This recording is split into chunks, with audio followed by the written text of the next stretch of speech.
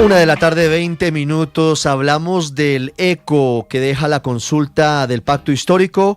Sacó exactamente el petrismo en las elecciones de este domingo, en la consulta de este domingo, 2.753.738 votos. Una cifra nada despreciable. Don Andrés Carmona, buenas tardes, ¿cómo está? Buenas tardes, Ricardo. ¿Le suena esto que le voy a contar? A ver, pare bolas. Pare bolas. Carolina Corcho, cabeza de lista al Senado del Pacto Histórico, sacó ayer más de 600.000 votos. ¿Cuánto sacó exactamente la doctora Carolina Corcho? 678.962 votos. Imagínese usted, la exministra de Salud, casi al nivel de la votación de Francia Márquez en marzo del año 2022 frente a Gustavo Petro. Entonces, ojo a esta movida que la están pensando. Carolina Corcho, cabeza de lista al Senado por el Pacto Histórico. Ok, ¿Sí? Es lo que ella estaba pidiendo desde ayer. Sí. Ok. María José Pizarro, se preguntará usted entonces, ¿qué hacen con María José Pizarro? ¿Qué va a hacer la senadora María José Pizarro? Ojo, porque están sopesando la posibilidad de que la doctora María José Pizarro sea la fórmula vicepresidencial de Iván Cepeda. Ojo con esa movida, don Andrés, que no es descabellada. Al final, podría el pacto histórico tener una candidata vicepresidencial de lujo de cara a lo que se viene. No es claro lo que se viene, Andrés. No es claro en un sentido. No es claro que Iván Cepeda pueda participar en la consulta del Frente Amplio en marzo. Si el Consejo Nacional Electoral le dice no, porque la consulta de octubre fue interpartidista, Iván Cepeda no podría participar y tendría que irse solo hasta mayo. Ante lo cual el petrismo pura sangre necesitaría un candidato a la vicepresidencia de fuerza, de fortaleza, de campanillas. Y qué mejor que María José Pizarro, que es de la entraña del presidente Petro. Me deja agregarle un dato del por qué podría sonar esa idea. Agréguelo, de Pizarro dígame. vicepresidenta. Sí, señor, cuente. El viernes señor. pasado, lo mencionábamos aquí en Meridiano Blue, le entregaron la personería jurídica de progresistas a María José Pizarro. Eso ya estaba resuelto. Recuerde que esa personería lleva desde enero solicitándose la escisión de maíz y se la habían condicionado a que el maíz terminara todos los procesos que tienen encima. Ahora, eso ya pasó, ya le entregaron la personería jurídica, pero el hecho de que le entregaran la personería jurídica no le daba el camino libre para que pudiera ser la cabeza de lista del pacto histórico, porque como el pacto se espera que antes del 8 de diciembre sea partido único, Progresistas tenía que enviar o tiene que enviar, y me imagino que ya lo hicieron, una nueva solicitud para entrar en la fusión del pacto. Y eso implica otro trámite largo ante el Consejo Nacional Electoral. Y entonces ahí se le dificulta un poco el caminado a la doctora Pizarro, señor. Y posiblemente, según lo que usted nos comenta, Ricardo, podría estarse dando ese camino para que sea más bien una fórmula vicepresidencial, que no sería nada despreciable, porque la doctora Pizarro es una figura muy importante en el petrismo. Lo están evaluando, don Andrés. Ahí le dejo el dato. 1:23, por favor, hablemos del análisis de los resultados del pacto histórico en la consulta de este domingo. Así es, señor, hablemos de esta consulta que se llevó a cabo el día de ayer.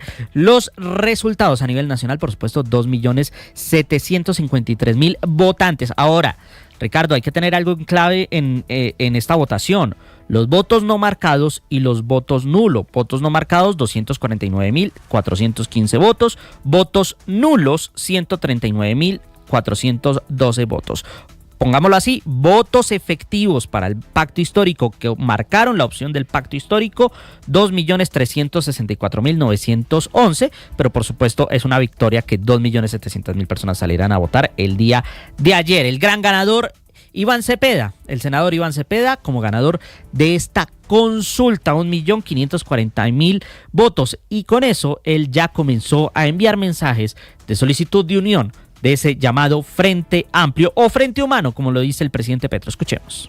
A las otras fuerzas políticas afines que tienen un espíritu democrático, que quieren un cambio social en Colombia, que están dispuestas a caminar para construir una paz auténtica, para avanzar en las reformas sociales, en la revolución agraria que hemos propuesto, las invitamos desde ya a sentarnos, a discutir el camino. Don Andrés, construir... y ahí viendo el video, al lado izquierdo de Iván Cepeda anoche, María José Pizarro, firme.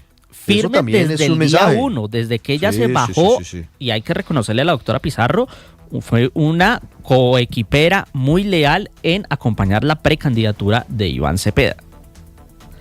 Ahora, Ricardo, llama la atención que este mensaje o estos resultados pareciera que generaron un remesón tanto en el centro como en la oposición. ¿Por qué se lo digo? Hay quienes dicen que hay que comparar esto con la consulta de hace 4 años, cuando Gustavo Petro era el candidato, la consulta de marzo. Hay quienes dicen que esto no se puede comparar porque es la primera vez que el pacto histórico o que un partido juega no solo una consulta interna presidencial, sino también una consulta para organizar listas al Congreso. Y también hay quienes buscan compararlo con otras consultas internas como las del Partido Liberal. Pero lo cierto es que ya todo mundo empieza a hablar de unión, una palabra que no estaba tan en el tintero. Escuchemos al precandidato del nuevo liberalismo, Juan Manuel Galán. No fue un éxito, pero es un llamado de atención para que nos unamos en torno a la institucionalidad democrática de este país, la Constitución del 91, para que el mensaje que hemos dado con David Luna, con Mauricio Cárdenas, pueda ampliarse a muchos sectores. Y otra voz que está pidiendo unión, Vicky Dávila. Iván Cepeda apenas llega al 1.200.000 votos. Eso sí, no nos podemos confiar. Petro es capaz de todo. Tenemos que ganar en primera vuelta. Millones de valientes tenemos que unirnos. No vamos a permitir que la corrupción, las mafias y el narcotráfico se roben. Y la el gran país. pregunta de esta consulta, ¿qué pasa ya después de todo esto con Daniel Quintero? Quintero, lo mencionábamos, busca mañana inscribir su comité ciudadano de firmas.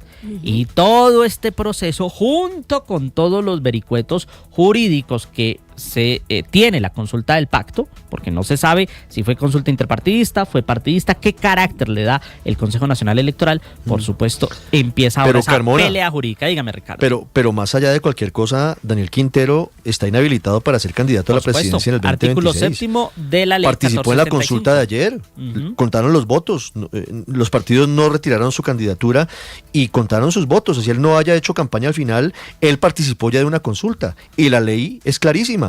Si alguien participa en una consulta, se somete a reconocer esos resultados y no puede ser candidato en la misma justa electoral. O sea, no puede ser candidato ni en marzo ni en mayo.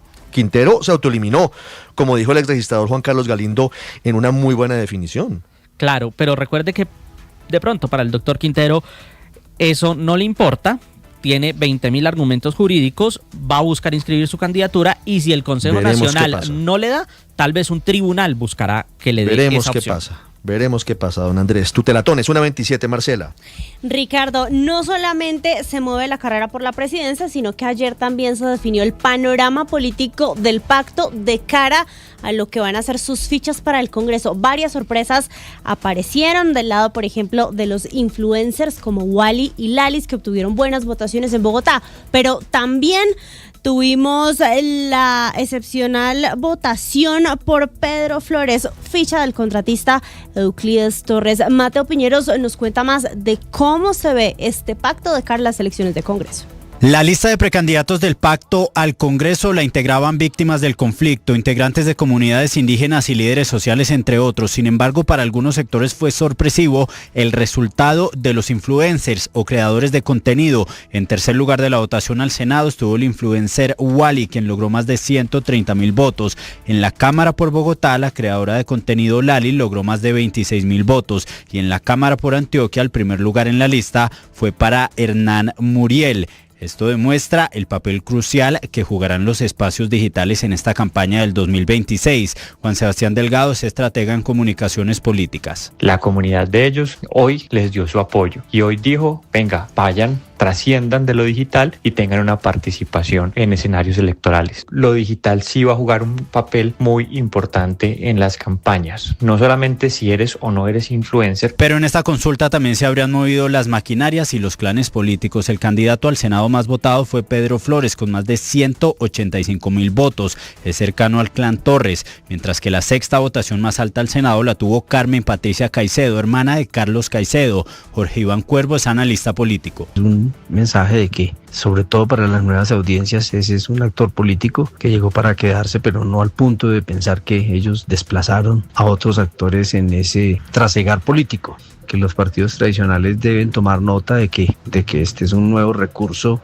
de hacer política que no va a sustituir completamente al otro, pero que hay que tenerlo en cuenta. En la lista también hubo votaciones altas para las fichas del exalcalde de Medellín, Daniel Quintero. Por eso, para los analistas, además de los influencers, los ganadores de esta consulta fueron las maquinarias.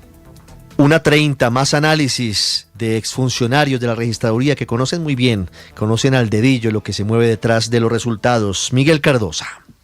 Conocidos los resultados de la consulta del pacto histórico, desde distintos sectores llegan los análisis sobre cómo interpretar lo que pasó y qué hacer. Los números son inferiores en casi 3 millones de votos a la consulta de la izquierda en el año 2022, pero el exregistrador nacional y consultor político Alfonso Portela dice que son procesos diferentes, al tiempo que considera que en términos prácticos fue positiva la jornada para el petrismo. Si esos 2.800.000 los pusiéramos en un escenario de convertirlos en curules del Senado, pues tranquilamente estamos hablando de 20, 21, 22 curules en el Senado, que superaría lo que se hizo en 2022. Entonces yo creo que los partidos deben en este momento estar revisando. Tomando en cuenta las cifras, aún en la situación del gobierno frente a cuestionamientos internacionales como la designación en la lista Clinton de Gustavo Petro, la alternativa de sectores opositores sería organizarse y buscar alianzas. Tienen que estar repensando ese escenario teniendo en cuenta de que un pacto histórico o la izquierda ya arrancó con unos números muy significativos, que casi 2.800.000 votos.